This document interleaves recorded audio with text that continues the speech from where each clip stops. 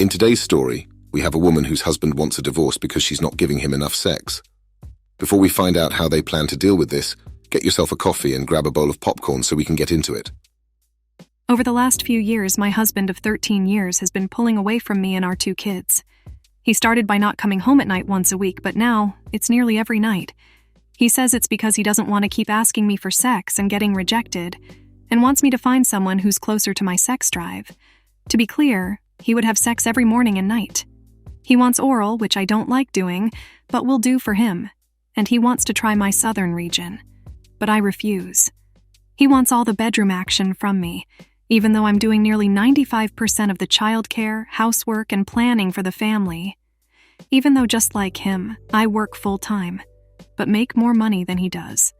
When would I have the energy or time for sex with all that responsibility? He started drinking more, and recently I found out he's been drinking and driving. I found out about his drink driving in the worst way. It was when he dropped off the kids to me, he was completely drunk.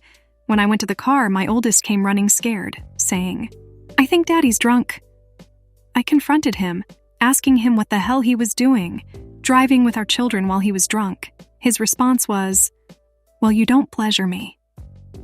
After that, I started separating our finances and called a divorce lawyer for advice. And before anyone asks, no, I don't let him drive with the kids anymore. Since all this happened, we've talked, and he agreed to a divorce, and has agreed with how I want to split up our assets and child custody.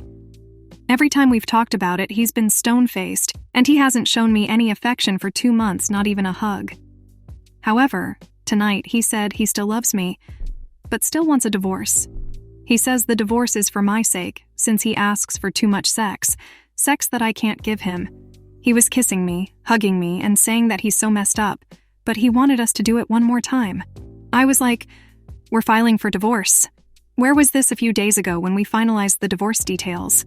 Is the divorce really my fault because I didn't give him enough sex? Am I crazy? Why the sudden change in affection with him wanting to kiss and hug me?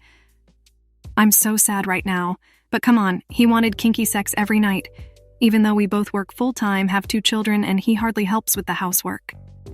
When we did have sex, I'd only orgasm 1 out of every 10 times. This was when we were sleeping together twice a week, which was about 2 months ago. I'm so done. First things first, the whole drinking and driving with the kids in the car was beyond reckless. I can't imagine how infuriating that must have been for OP, having her partner put their kids at risk like that. If that's not reason enough to end a relationship, I don't know what is. Now, on to the sex thing. While sex isn't everything in a relationship, for a lot of people it's an important part. I can sympathize with OP being tired all the time because life can be hard and stressful, but I wonder if she did much in regard to getting her partner to help around the house. With them both working full-time, there's no reason for him to not be helping out at home, and I can imagine OP's desire for her partner lessening over time if she started to see him as someone who depended on her. Personally, I wouldn't want to find myself in a sexless marriage, and while it may seem shallow, I'm not ready to live the next 40 to 50 years of my life with limited action going on in the bedroom. OP's partner should have done more to get a better understanding of why things weren't so hot under the covers anymore. If he did that, maybe they could have worked towards fixing things. Anyway, OP does a little back and forth with someone in the comments, so let's have a look at what they said. Sayo Felix says, "The divorce is not your fault, but of course you could prevent it as you're a party to the divorce. No, you're not crazy. Of course this story is one-sided. Still, you sound like the more reasonable party. It's really unfair that you work and still have to do 95% of the housework. Having said that, sex is still something you're supposed to do as a married couple. Neglecting sex to take care of work, the kids, or the house will only doom your marriage. About the change in your husband's affection, he's probably just really horny. I do not think much is going to change. It's normal for you to feel sad because you're both about to do one of the worst things a person can do, which is divorce. It would be better for you to try to work things out, even if it's just for your kids. Your husband needs to step up, and you should split the housework more evenly. He should start making more money so you can work less and have more time. He should be more involved in the family, doing anything he can to ease the burden on you, thus making you more open to sex. Sex is really important in a marriage, and I suspect most women underestimate just how crucial it is to a man's sense of well-being. This is very fixable, and it's a bit silly to lose your marriage over this. Again, think about the negative effects it would have on your children. This is very fixable. Good luck. Detroit, Mommy, the OP responds. I guess part of me is asking, for people in good and more equal relationships, how often should you be having sex in your 30s when you have a family?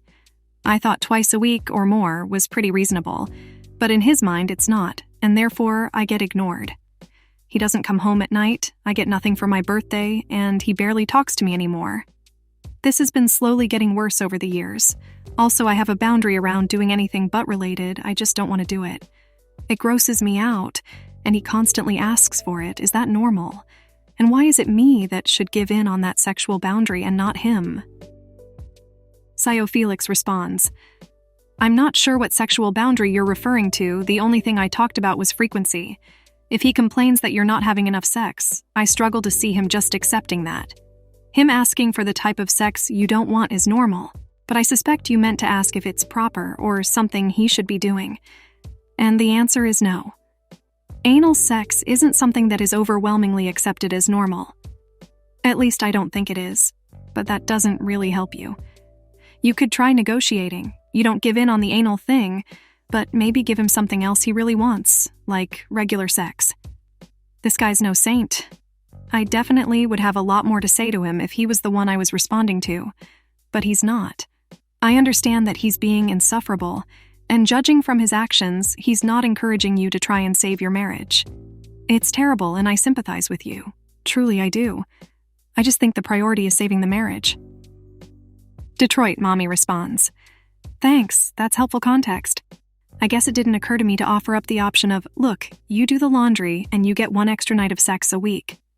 Maybe I could try. There were a lot of opinions in the comments regarding this story, and everyone seemed to have their own take on the situation.